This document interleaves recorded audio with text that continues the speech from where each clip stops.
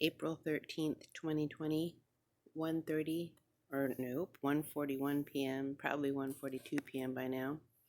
Making a note about Dr. Donati, and he's kind of a butcher, and the whole dark web, red room thing. I was telling Deputy Revis phone number about, I wasn't calling them red rooms, I was calling them snuff films, and saying that the people that appear to follow favorite child pornography subjects through their lifelong trials and tribulations by the networks that create that shit, then culminate them in like some kind of snuff film. You guys can have the whole collection.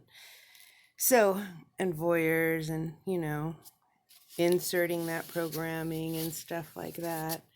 And then I was thinking, because I'm doing this particular piece of work over again because I don't fucking like it, because after all that, and then I look up the dark web and it's like all, oh, red room, and then the whole fucking red witch barbecue scene, right?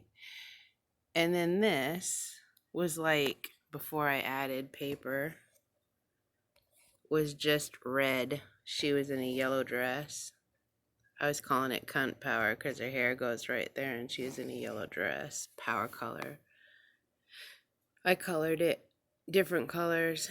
Added paper there too because it was just black, white, gold, yellow, and red.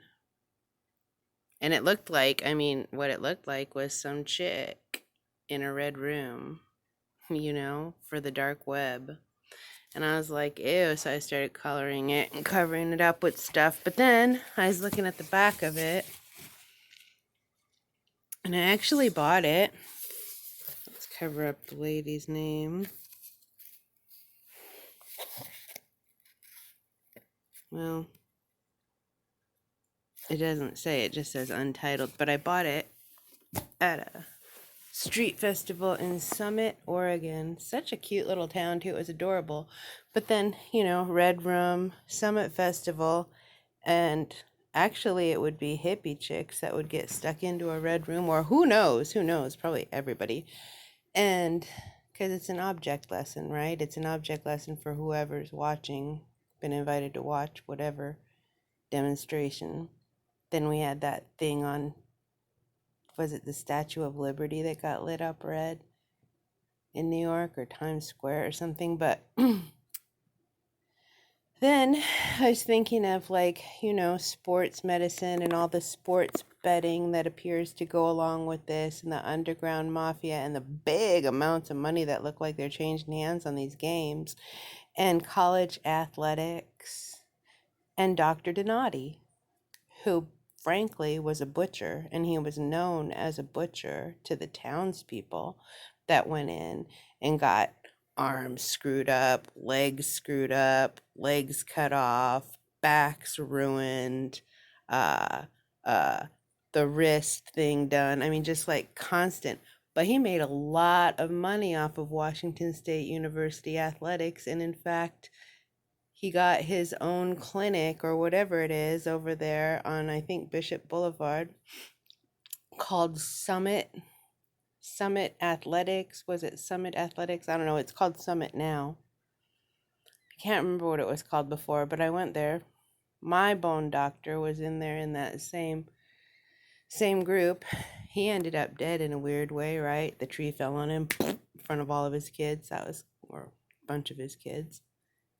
My appointment got canceled. The tree fell on him, and my appointment had to get canceled because he was dead.